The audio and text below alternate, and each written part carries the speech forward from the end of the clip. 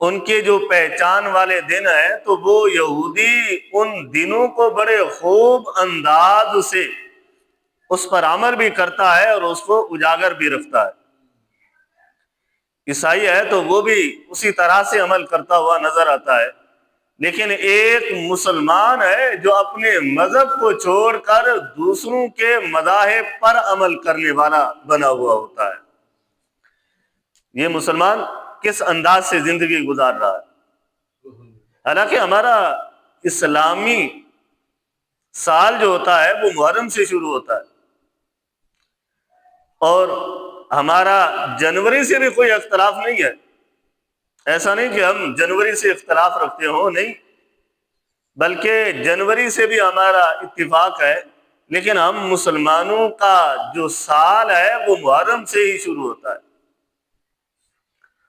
اور یہ جو جنوری کی رات ہوتی ہے، پہلی رات جو 12 بجے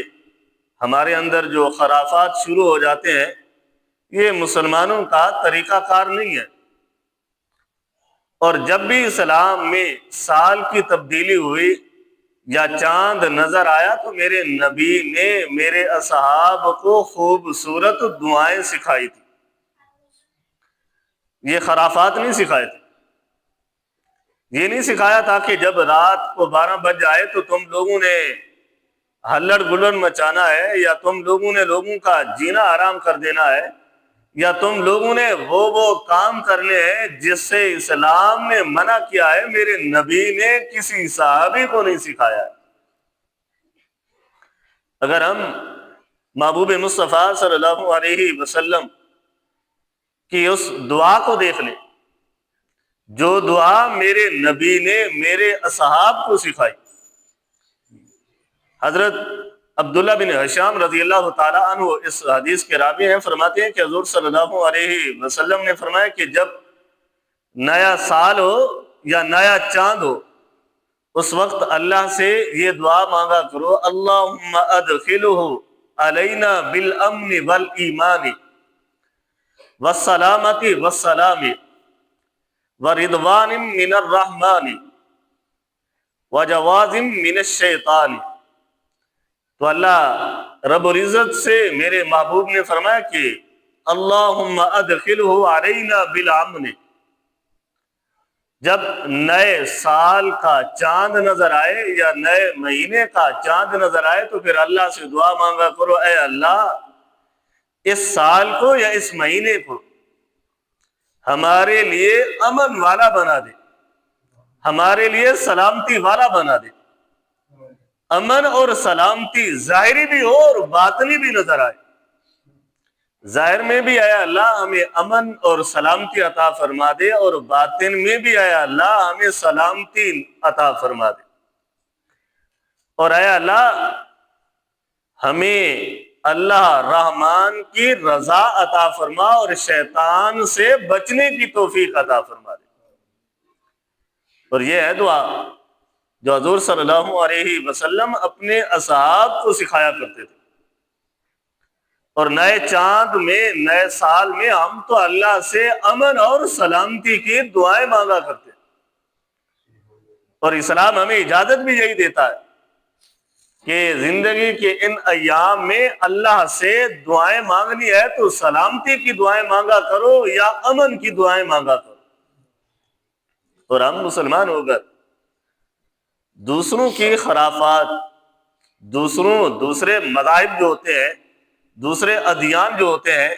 دوسرے مسالک جو ہوتے ہیں، ان کی باتوں پر عمل کرتے ہوئے ہم اس رات امن کی دعائیں نہیں مانگتے، بلکہ ہم امن کو خراب کرتے ہوئے نظر آتے ہیں، اور یہ ہمارے لیے کبھی زیب نہیں دیتا۔ اللہ رب العزت نے لاریب اور بیائب کتاب میں ارشاد فرمایا کہ یا ایھا الذین آمنوا ادخلوا فی السلم کافۃ۔ یہاں پر اللہ رب العزت نے دو باتیں کی، یا ایھا الذین آمنوا، اے وہ لوگ جو ایمان لائے ہو۔ اب یوں سمجھیے کہ اللہ رب العزت مخاطب ہے تو ایمان والوں سے مخاطب، ایمان والوں سے کلام ہے، ایمان والوں سے بات ہو رہی ہے۔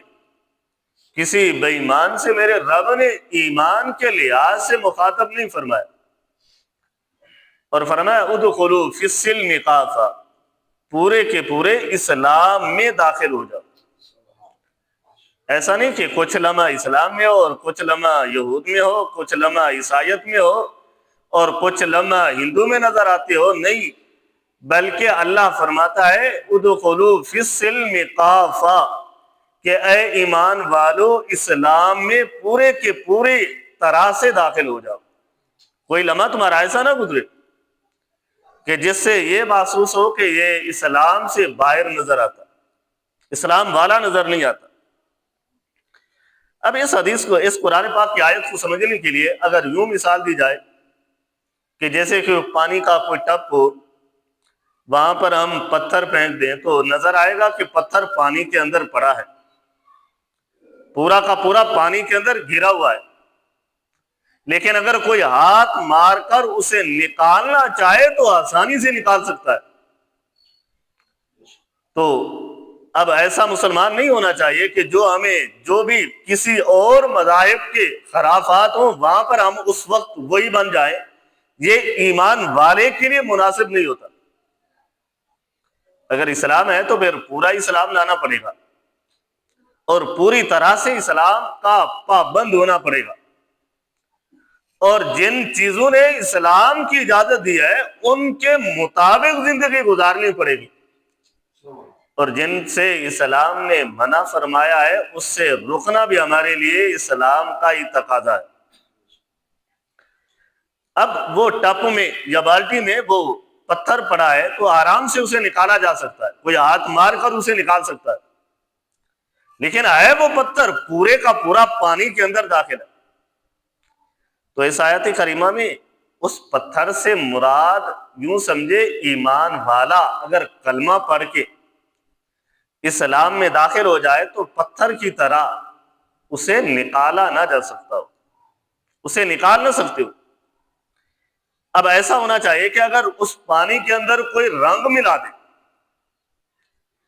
اب جب پانی کے اندر رنگ مل چکا ہے تو پھر وہ رنگ اس پانی سے جدا نہیں کر سکتے۔ کسی بھی صورت میں اس پانی سے جب رنگ ملا دیا، وہ پانی رنگ والا بن گیا، تو اب اس رنگ کو پانی سے جدا نہیں کیا جا سکتا۔ اسی طرح سے میرا رب ایمان والوں سے مخاطب ہے کہ تم ایمان میں ایسے پورے داخل ہو جاؤ جس طرح رنگ پانی میں پورا داخل ہو چکا ہے۔ اب رنگ کو نہیں نکالا جا سکتا تو تمہارا بھی ایمان اسی طرح سے مضبوط ہو، تمہارے ایمان سے بھی کچھ نہ نکالا جا سکتا۔ اب اس انداز کو تھوڑا سا اس آیت کریمہ کی شان نزول سے سمجھیے کہ یہ آیت کریمہ اس وقت نازل ہوئی جب حضرت عبداللہ بن سلام رضی اللہ تعالیٰ عنہ یہودیوں کے بہت بڑے عالم تھے، وہ اسلام لائے، مسلمان ہوئے اور کلمہ طیبہ پڑھا۔ اب جب کلمہ طیبہ پڑھ لیا تو کیونکہ وہ یہودیوں کے بڑے بڑے عالم رہ چکے تھے تو انہیں پتہ تھا کون سے دنوں کی تعظیم اور کن چیزوں سے ہم نے پرہیز کرنی۔ اس نے ایسا کیا کہ جو ہفتے کا دن تھا یہودیوں کی تعظیم والا، جس دن مچھلی پکڑنا بھی منع تھا، تو حضرت عبداللہ بن سلام رضی اللہ تعالیٰ عنہ اس دن تعظیم کرنا شروع کر دی، اور یہودیوں نے اپنے اوپر اونٹ کا گوشت اور اس کا دودھ پینے سے بھی پرہیز کرتے تھے، اس سے بھی اجتناب کرتے تھے۔ تو حضرت عبداللہ بن سلام رضی اللہ تعالیٰ عنہ نے سمجھا کہ یہ تو اگر میں ہفتے کا دن تعظیم پہ گزاروں گا تو کوئی حرج نہیں ہے، اگر اونٹ کا گوشت اور اس کا دودھ نہیں پیوں گا تو بھی حرج نہیں ہے۔ تو جب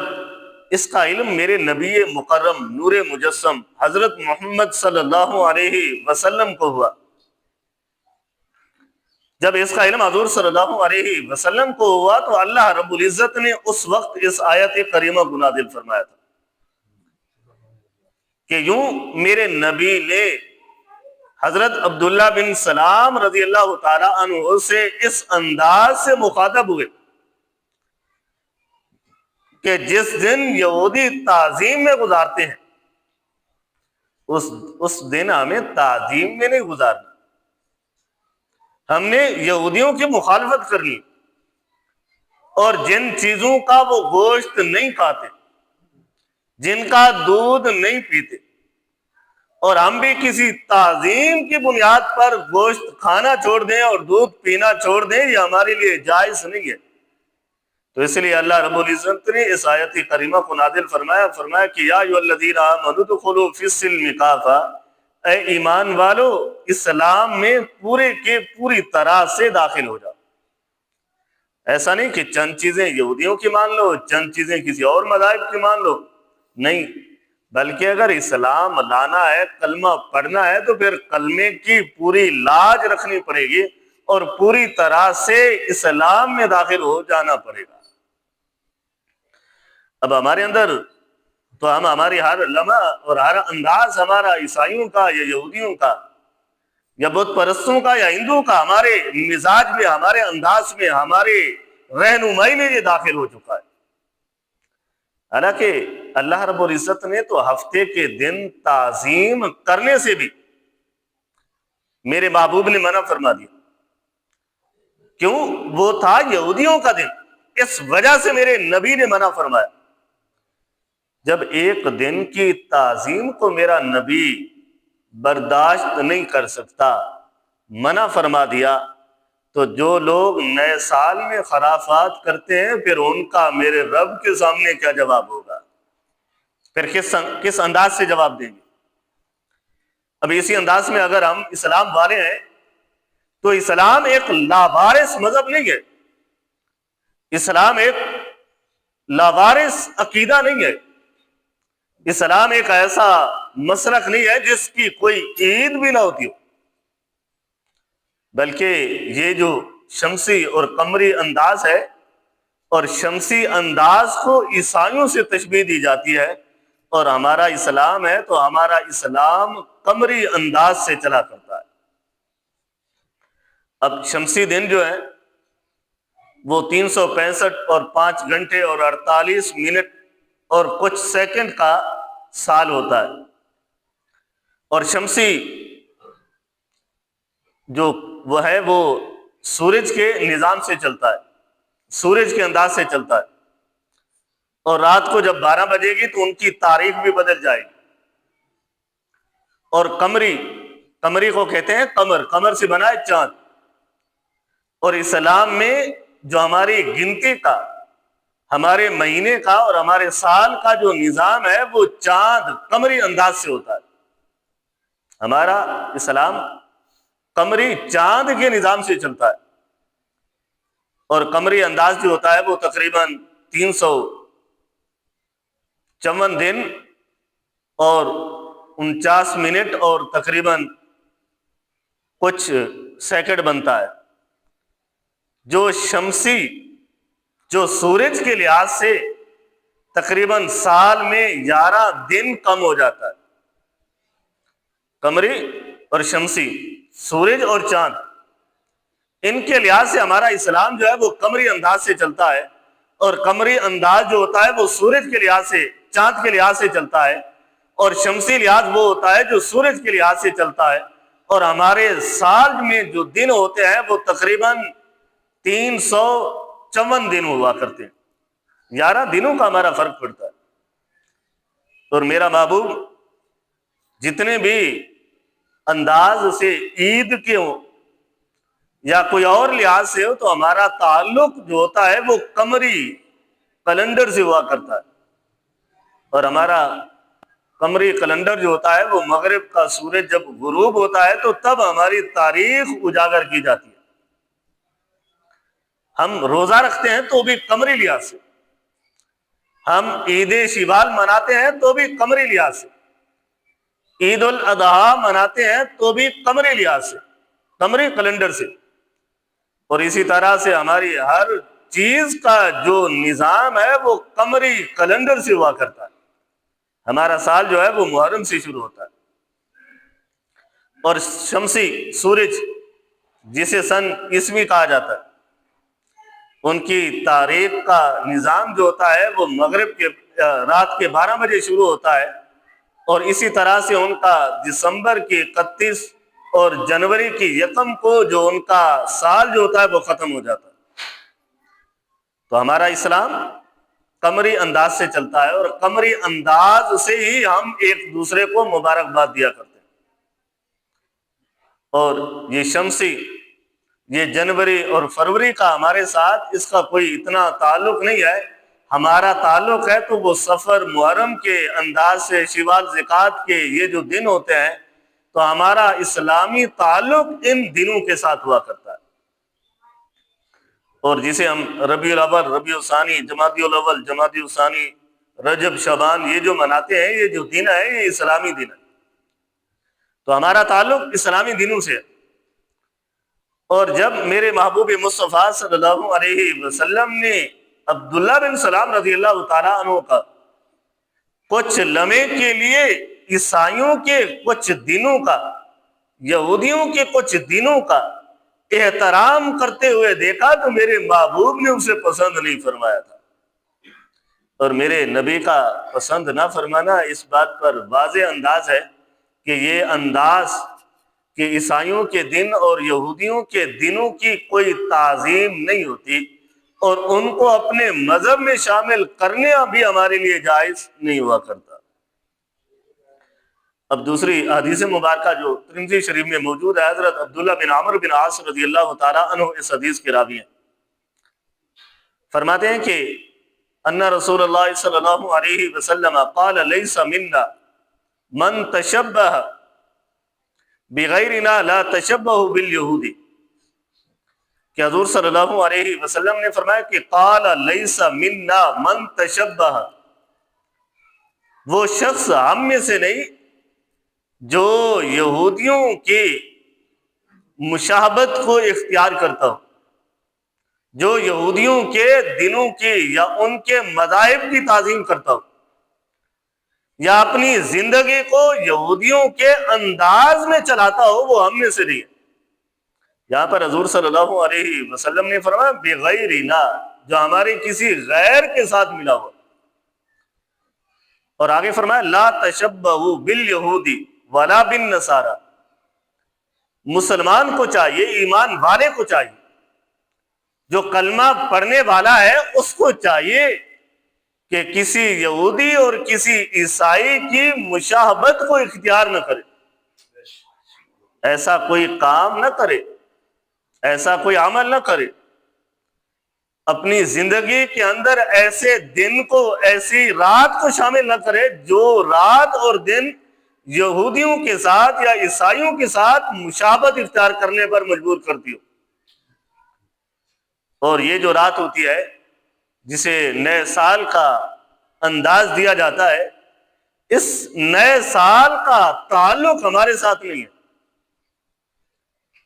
یہ یہودی ہوتے ہیں یا عیسائی ہوتے ہیں، یہ ان کے ساتھ ان کا تعلق ہے۔ اگر اس کی تاریخ دیکھی جائے تو جیسے آج 2025 ہے، تو تقریباً 1600 عیسوی میں یکم جنوری کو سب سے پہلے اسکاٹ لینڈ کے لوگوں نے اس سال کو، اس رات کو عید کی رات کی طرح منایا تھا، جسے نیا سال کہا جاتا ہے۔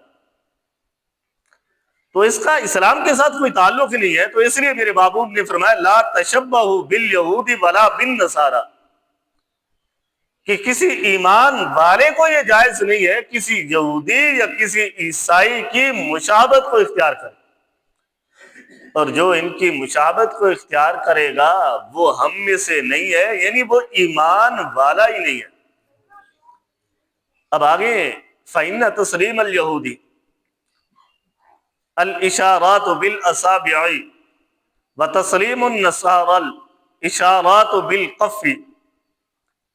اور یہ حدیث مبارکہ جامع ترمذی میں موجود ہے کہ حضور صلی اللہ علیہ وسلم نے فرمایا کہ ان یہودیوں کا اور عیسائیوں کا سلام کرنے کا انداز کیسا ہے۔ جیسے آج ہم مسلمان ہو کر ایک دوسرے سے سلام کرتے ہیں، تو یہاں تک کہ مشابہت میں سلام کے بارے میں بھی میرے نبی نے فرما دیا کہ مشابہت اتنی بھی نہ ہو کہ جتنی سلام کرنے میں ہوا کرتی۔ اور وہ کیا تھی کہ حضور صلی اللہ علیہ وسلم نے فرمایا فَإِنَّ تَسْلِيمَ الْيَهُودَ،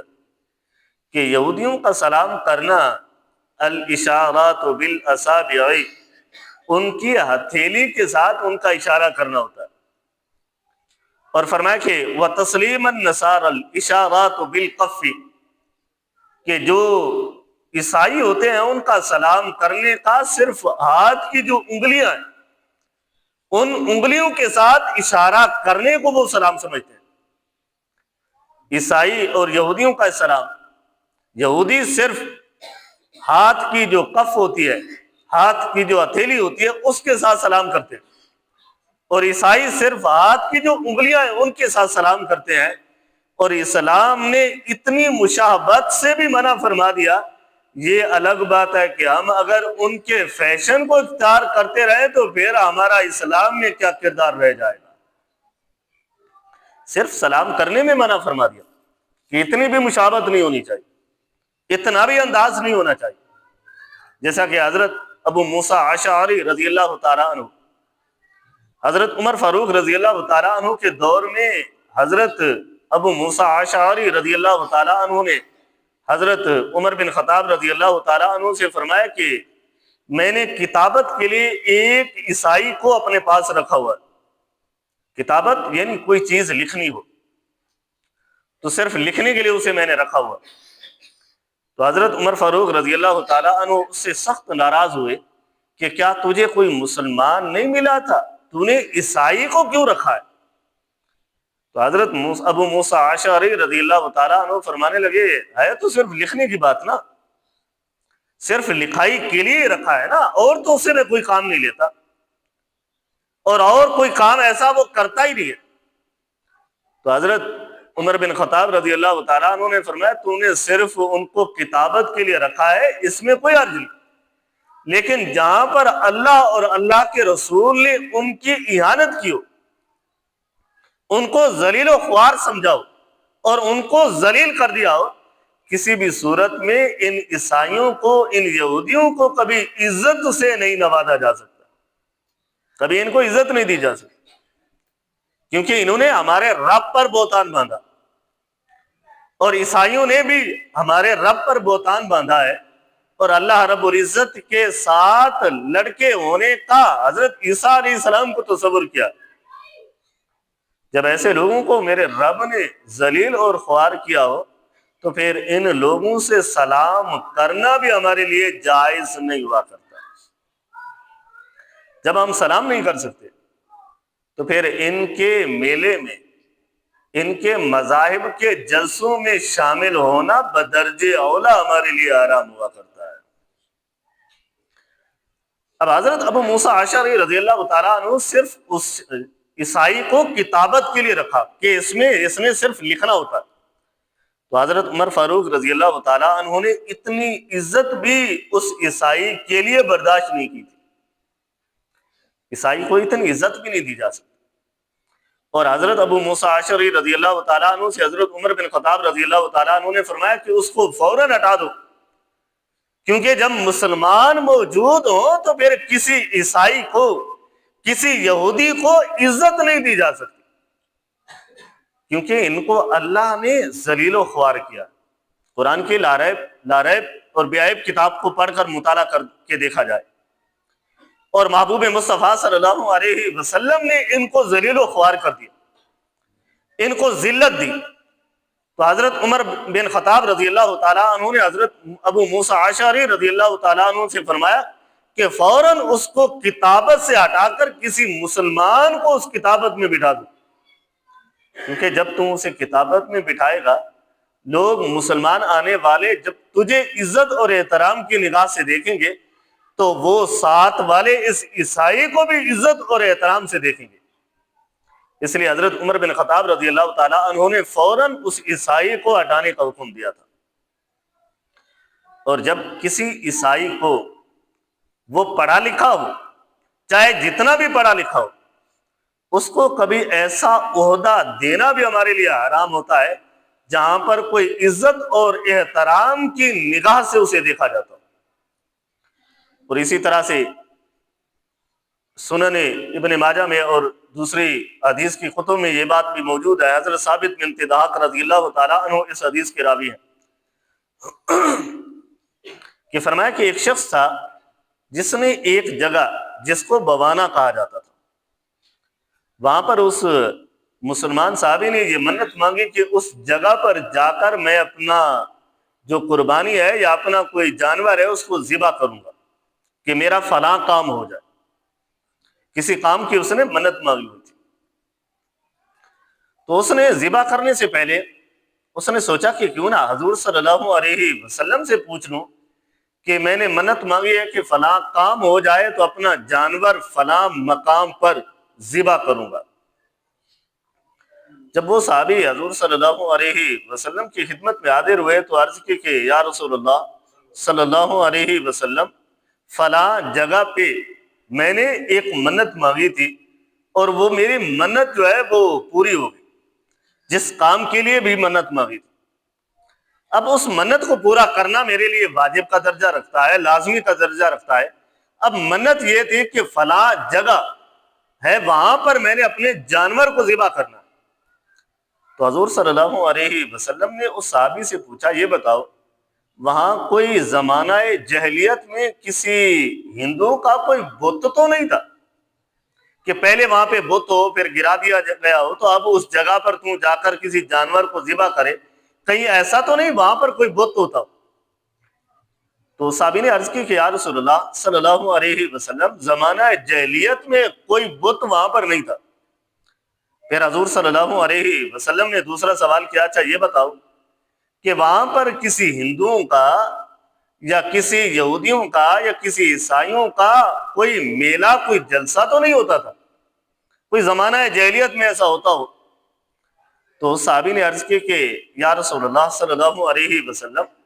اس جگہ پر آج تک کسی ہندو نے، کسی عیسائی نے، کسی یہودی نے آج تک کوئی میلہ بھی نہیں کیا. پھر حضور صلی اللہ علیہ وسلم نے فرمایا کہ جاؤ اس جگہ پر جا کر جانور کو ذبح کر سکتے ہو. سبحان اللہ. اب اس روایت کو سمجھنا ہے کہ جہاں پر کسی یہودی یا عیسائیوں کا میلہ لگتا ہو وہاں پر جانور کو ذبح کرنا حرام ہے، اور جس تاریخ کو وہ لوگ مجلس یا جلسہ کرتے ہوں تو وہاں پر ان یہودیوں کی اس مجلس پر جانا ہمارے لیے بدرجہ اولا حرام ہوا کرتا ہے. اب یکم جنوری کوئی ہمارا اسلامی تشخص نہیں ہے، کوئی اسلامی معیار نہیں ہے، اور اس رات کو ٹھاکے کرنا اور ریفلیں چلانا اور اس رات کو خوشی کے طور پر منانا اسلام اس کی اجازت نہیں دیتا، کیونکہ یہ تہوار کسی مسلمان کا نہیں ہے، یہ تہوار کوئی اسلامی نہیں ہے، اور اس تہوار کو اسلامی نام سے اجاگر نہیں کیا جا سکتا. اور یہ ایک یہودیوں یا عیسائیوں کا تہوار ہے. اگر ہم میں سے کوئی شخص اس تہوار کو منانے کے لیے تیار ہو جائے تو وہ پھر دائرے اسلام سے بھی بسا اوقات خارج ہو جاتا ہے. جیسا کہ ترمذی شریف کی حدیث آپ کے سامنے رکھی کہ قال لیس منا من تشبہ، کہ جو شخص بھی یہودیوں یا عیسائیوں کی مشابہت اختیار کرے وہ ہم میں سے نہیں. اب ہمارا یہ سال ہے، ہم تو وہ لوگ ہیں کہ ہم ہر سال کے گزرنے میں اللہ کا شکر ادا کرتے، اپنے رب سے دعائیں مانگتے، جیسا کہ حضور صلی اللہ علیہ وسلم نے دعائیں سکھائی ہیں کہ اللہم ادخلہ علینا بالامن والامان، کہ اے اللہ ہمیں یہ آنے والے سال میں امن اور امانت عطا فرما دے. ہمارا اسلام تو دعائیں مانگنے کے لیے ہوتا ہے، ہمارا اسلام خرافات اور جو دن ہوں یہودیوں کے، جو دن ہوں عیسائیوں کے، ان کے خوشی منانے والے دن ہوں تو مسلمان کبھی بھی ان دنوں میں ان جگہوں پر بھی جانا اسلام والے کو، مسلمان والے کو جائز نہیں ہوا کرتا. اور بس اوقات کچھ جگہیں ان کی ایسی ہوتی ہیں کہ جہاں پر ان کے تعظیم والی جگہ ہوتی ہیں، تو اسلام تو ہمیں، ہمارے نبی نے ان جگہوں پر بھی جانے سے منع فرما دیا. اس وقت ان کا کوئی میلہ بھی نہ ہوتا، اس وقت ان کا جلسہ بھی نہ ہوتا، ویسے بھی ان جگہوں پر جانے کے لیے ہمارے نبی نے منع فرمایا، کیونکہ ایسی جگہوں پر اللہ کا عذاب نازل ہوا کرتا ہے. اللہ کی رحمتیں تو مسجد میں نازل ہوتی ہیں، اور ان پر عذاب کیوں نازل ہوتا ہے؟ کیونکہ انہوں نے ہمارے رب پر بھی بہتان باندھ دیا، اللہ کے ساتھ جو لا شریک ہے اس کے ساتھ شریک ٹھہرا دیا، حضرت عیسیٰ علیہ السلام کو معاذ اللہ کا بیٹا قرار دیا۔ جب ایسی جگہوں پر اس طرح کے اعلانات ہوتے ہوں گے تو پھر وہاں پہ اللہ کی رحمتیں نہیں بلکہ اللہ کا عذاب نازل ہوا کرتا ہے۔ اور ان کی کسی چرچ میں، ان کے کسی عبادت خانے میں بھی جانا ہمارے لیے جائز نہیں ہے۔ یہ تو ایک الگ بات ہے کہ جس رات وہ جشن کا انتظام کرتے ہوں اس رات تو مسلمان والے شخص کو اس رات جشن کا انتظام نہیں بلکہ اپنے رب کی رضا کی دعائیں مانگنی چاہیے۔ اور ہمارے ہاں مسلمان وقت جب ان سے مسجد کے لیے مانگا جائے یا کسی اور کام کے لیے جو رفاع عامہ کا والا کام ہو وہاں پر چندہ مانگا جائے تو یہ مسلمان دینے کے لیے تیار نہیں۔ جب ایسی کوئی رات ہو جس رات خرافات ہو، جس رات سے میرے نبی نے منع فرمایا ہو، ہم اس رات بے دریغ انداز سے خرچ کرتے ہوئے نظر آتے ہیں۔ اور ہمارے ہاں اسلام میں جب یہ سال گزرتا ہے یا دن گزرتے ہیں تو ہم تو اسلام والے ہیں، اور مسلمان کا یہ انداز ہے کہ 3 چیزوں کو وہ اچھی طرح سے دیکھتا ہے۔ پہلا، وہ فضولیات سے بچتا ہے، دوسرا وہ ماضی کا حساب کرتا ہے، اور تیسرا وہ وقت ایک عظیم نصیحت ہے اس وقت کی قدر و قیمت کرتا ہے۔ اگر ہم وقت کے بارے میں دیکھیں تو حضرت امام حسن بصری رضی اللہ رحمت اللہ علیہ فرمایا کرتے تھے، اے ابن آدم تو ایک دنوں کا مجموعہ ہے، جو دن ہے تو تیری عمر کے سال بھی بنتے ہیں، مہینے بھی بنتے ہیں، جب سال کا مجموعہ بنے تو تیرے لیے پھر کئی سال بن جاتے۔ اور یہ ذہن میں رکھ لے، جس دن تیرا گزر جاتا ہے اگر وہ تیرا زندگی کا دن جو گزرا ہے تو یوں سمجھ تیری زندگی کا ایک دن تیرے حساب سے کم ہوا ہے۔ یوں نہ سمجھ کہ میرے اتنے دن گزر چکے ہیں، میں اتنے سال کا بن چکا ہوں، بلکہ جتنے دن جتنے تیرے سال گزرے ہیں وہ تو تیرے گزر چکے ہیں، اور ان کو دیکھ، اگر ان میں سے جو دن تیرا عبادت میں گزرا ہے تو وہی دن کل قیامت والے دن شمار کیا جائے گا۔ اور ہم لوگ ہیں جو دنوں کا حساب کرتے ہیں۔ تو یہاں پر حضرت ابو ہریرہ رضی اللہ تعالیٰ عنہ فرماتے ہیں کہ من حسن اسلام المرء ترکہ ما لا یعنیہ، کہ اسلام ایک اچھا مذہب ہے، اچھا عقیدہ ہے، اچھا اسلام ہے جس اسلام میں کسی لغو کام کی، فضولیات کام کی بھی اجازت نہیں۔ اور ہمارے دن فضولیات میں گزرے تو یہ کتنا ہمارے لیے افسوس والی بات ہوتی ہے، اور کس قدر ہم افسوس کرنے والے ہوتے ہیں۔ اسی طرح دوسرا ہے کہ ماضی کا احتساب کرنا۔ اچھی فیکٹری یا اچھے ادارے جو ہوتے ہیں وہ اپنے گزرے ہوئے سال کا حساب کرتے ہیں، اور ان حساب کو دیکھ کر پھر دیکھتے ہیں کہ خسارہ ہمیں کن چیزوں سے اور کن کام کے کرنے کی وجہ سے ملا، پھر آنے والے سال کی وہ ترتیب دیتے ہیں کہ ہم نے اس سال جو آئے گا یہ کام ہم نے کرنے، اور جو ان کے خسارے والے کام ہوتے ہیں ان کو وہ چھوڑ دیتے اور وہ کام کرتے ہیں جن سے انہیں نفع ملے۔ اور مسلمان کو بھی یہی حکم ہے کہ جب تمہارا سال گزر جائے تو آنے والے سال کے لیے پھر دعائیں کر۔ اور اسی انداز کو حضرت عمر بن خطاب رضی اللہ تعالیٰ عنہ نے فرمایا، حاسبوا انفسکم قبل ان تحاسبوا، کہ اپنی زندگی کا محاسبہ کیا کر اس سے پہلے کہ تیرا حساب لیا جائے۔ کہ جو بندہ اپنی زندگی کا حساب کرتا ہے کہ گزرے ہوئے دن میں نے اگر 5 نمازیں نہیں پڑھتا تھا تو آنے والے سال میں اب اپنے رب سے دعا مانگوں گا کہ اللہ مجھے 5 وقت کا نمازی بنا دے، اور گزرے ہوئے سال میں اگر میں غیبت کرتا تھا تو اس سال میں نے دعا کرنی ہے، اللہ مجھے غیبت سے محفوظ فرما دے۔ گزرے ہوئے سال میں فلاں گناہ کیے تھے تو اپنے رب سے میں معافی مانگتا ہوں، اے اللہ آنے والے سال میں مجھے ان گناہوں سے محفوظ فرما دے۔ اور فرمایا کہ وہی شخص اچھا ہوتا ہے جو اپنا زندگی میں محاسبہ کرتا ہے۔ آگے فرمایا کہ انما یخف الحساب یوم القیامت علی حساب نفسہ فی الدنیا، کہ کل قیامت والے دن اس شخص کے حساب میں نرمی کی جائے، اس شخص کا حساب اچھی طرح سے لیا جائے گا، احسن انداز سے لیا جائے گا، سخت انداز سے نہیں لیا جائے گا۔ جو شخص دنیا میں اپنا محاسبہ کرتا رہتا، اپنی زندگی کا حساب لگاتا رہتا کہ فلاں سال میں نے، فلاں مہینے میں نے، فلاں دن میں نے یہ گناہ کیے تھے، اب میں نے اللہ سے دعائیں مانگنی ہے، اے اللہ اس سال مجھ سے یہ گناہ نہیں ہونے چاہیے۔ جو گناہوں کا، جو اپنی زندگی کا محاسبہ کرتا ہے، حساب لگاتا ہے، تو آنے والے دن اس شخص کے خوبصورت گزرتے ہیں، اور وہ پیچھے گزرے ہوئے ایام کو دیکھتا ہے کہ فلاں تاریخ کو میں نے فلاں آدمی کا دل دکھایا تھا، لیکن اس سال کوشش کرنی ہے کسی مسلمان کا دل نہیں دکھانا۔ تو یہ ہے ہمارا اسلام، اور یہ ہے اسلام کی طاقت، اور اسلام انسان کو خوبصورت بناتا ہے، اور یہودی عیسائیوں